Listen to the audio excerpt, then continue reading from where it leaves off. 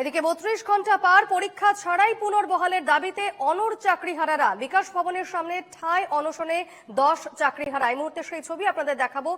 10 চাকরিহারা তারা অনশনে রয়েছেন গতকাল থেকেই এবং ৩২ ঘন্টা পেরিয়ে গেছে এবং তাদের যে দাবি রয়েছে মূলত তারা কোনোভাবেই পরীক্ষা দিতে রাজি নয়। পুনর্বহালের দাবিতে এই মুহূর্তে অনড় রয়েছেন চাকরিহারারা। ৩২ ঘন্টা পেরিয়ে গেছে, এখনো বিকাশ ভবনের সামনে অনশনে রয়েছেন চাকরিহারা আন্দোলনকারী। সরাসরি কথা বলে নেব, আমাদের সঙ্গে রয়েছেন প্রতিনিধি বিধান নস্কর। বিধান, ৩২ ঘন্টা পার এবং এখনো পর্যন্ত পুনর্বহালের দাবিতে চাকরিহারারা তারা অনশনে রয়েছেন, ঠিক কি ছবি এই মুহূর্তে এবং কি জানাবেন তারা?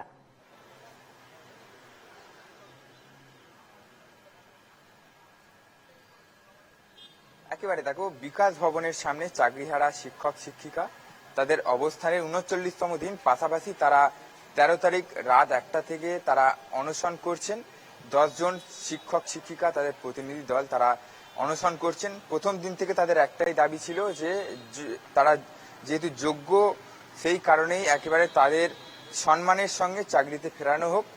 পাশাপাশি তারা সরকারের তরফ থেকে, এর আগে আমরা দেখেছি আন্দোলন, বিক্ষোভ, পুলিশের লাঠিচার্জ, বিকাশ ভবনের সামনে ধুমধুমার পরিস্থিতি, এবং তারপরেও সরকারের তরফ থেকে কোন রকম সদুত্তর তারা পায়নি। তারপরে বাধ্য হয়ে তারা একেবারে ১৩ তারিখ রাত ১টা থেকে তারা অনশনে নেমেছেন। যারা 10 জন শিক্ষক শিক্ষিকা রয়েছে যারা অনশন করছেন, তারা কিন্তু এই মুহূর্তে বিকাশ ভবনের সামনে যে অনশন মঞ্চ, যে আন্দোলন মঞ্চ, সেখানেই তারা রয়েছে।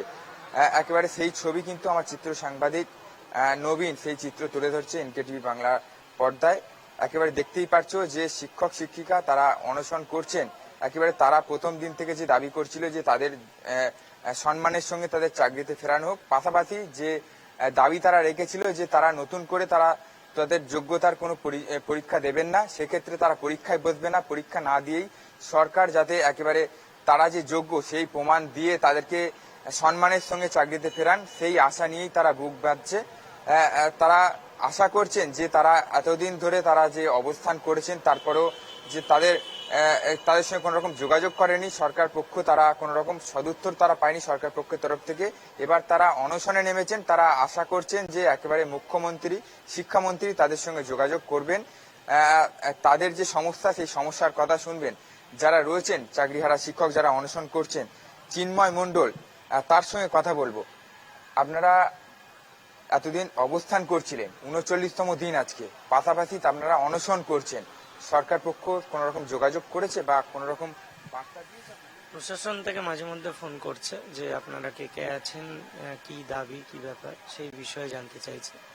এই আমাদের দাবিগুলো তো আমরা স্পষ্টতই জানিয়েছি যে ওএমআর প্রকাশ করুন, রিপ্যানেলের দাবি আপনারা সুপ্রিম কোর্টে জানান, সার্টিফাইড আনটেন্টেড লিস্ট প্রকাশ করুন, আপাতত কোনো পরীক্ষার অ্যাপ্লিকেশন নয়, আমরা পরীক্ষা যোগ্যরা কেন দেবো, দোষ তো আপনাদের ছিল, সিস্টেমের ছিল, ইনস্টিটিউশনের ছিল, তাহলে সেই জায়গায় গিয়ে আমাদের যখন দোষ নেই তাহলে আমাদের বলি কেন করা হবে? আর বিচার ব্যবস্থার কাছে আবেদন, রায়ের পুনর্বিবেচনা হোক, দরকার পড়লে তদন্ত হোক, যারা দোষী সাব্যস্ত হবে পুরোটাই তাদেরই সাজা হোক, নির্দোষদের জন্য একজনেরও সাজা না হয়। আর সেই সাথে মুখ্যমন্ত্রীর সাক্ষাৎ আমরা চাইছি, যে তিনি যেন আমাদের সঙ্গে দেখা করেন, আমাদের আলোচনা আছে, কথা বলার আছে, কিছু দাবি করার আছে। আপনারা যে সিদ্ধান্ত নিয়েছেন পরীক্ষায় না বসার সিদ্ধান্ত, কোন রকম পরামর্শ এসেছে? দেখুন, পরামর্শ বলতে পরীক্ষায় না বসার মানে হচ্ছে এটাই যে নতুন নিয়োগটা হোক নতুনদের জন্য, এটা যারা এত বছর ধরে বেকার, যারা যন্ত্রণা ভোগ করছে বেকারত্বের, তাদের জন্য হোক। কিন্তু যোগ্য যারা আমরা এত বছর চাকরি করে এসেছি, আমাদের দোষ কোনো জায়গায় নেই, কেউ দেখাতেও পারবে না, দেখাতে পারেও নি, কোর্টও পারেনি, সিবিআই পারেনি, বাক কমিটি রিপোর্ট পারেনি, এসএসসি পারেনি, কেউ পারবে না। তাহলে সেই জায়গায় দাঁড়িয়ে নির্দোষের সাজা কেন হবে? দোষীদের সাজা হোক, যারা এই ইনস্টিটিউশন এসএসসির সাজা হোক, শিক্ষা দপ্তরের সাজা ঘোষণা হোক। আর যে দোষী মানে দুর্নীতিগ্রস্ত কমিশন, যার জন্য আজকে রাস্তায় বসতে হচ্ছে, তাদেরকেই আবার নিয়োগের একটা দায়িত্ব দেওয়া হচ্ছে, এটাও ঠিক বোধগম্য হচ্ছে না। আপনারা অনশনে নেমেছেন, কতদিন চলবে? দেখুন, অনশনের দিন বলে কিছু নেই, যতক্ষণ আমাদের শরীর দেবে, আমরা যতক্ষণ পারবো ততক্ষণ অনশন চলবে। আমরা মানে মরতে রাজি আছি, কিন্তু পরীক্ষা দিয়ে একই চাকরির জন্য যোগ্যতা আমরা নির্ধারণ করে আবার দেখাবো, এটা কেন করবো? আমাকে আমার দোষ দেখান, তাহলে আমি চাকরি ছেড়ে দেবো। একেবারে বেশ, দ্বিকর্ণা অবশ্যই এই খবরে নজর থাকবে। আপাতত ধন্যবাদ বিধান।